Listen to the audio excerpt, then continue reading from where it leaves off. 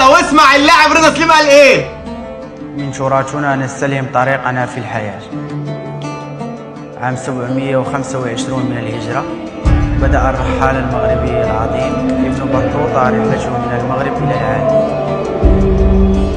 وحينما مر خلال رحلته بالقاهرة قال أنا أم البلاد. أن الإله ليس في المعمور مثله. وبعدما يقرب من 700 عام من تلك الرحلة الملهمة أقطع أنا رحلتي الخاصة من المغرب إلى القاهرة، حالما بتحقيق مسيرة تاريخية مع أبو النوادي الذي ليس في المعمور مثله. النادي الأهلي المصري، نادي القرن في المغرب. أنا رضا سليم. رضا سليم اهلاوي.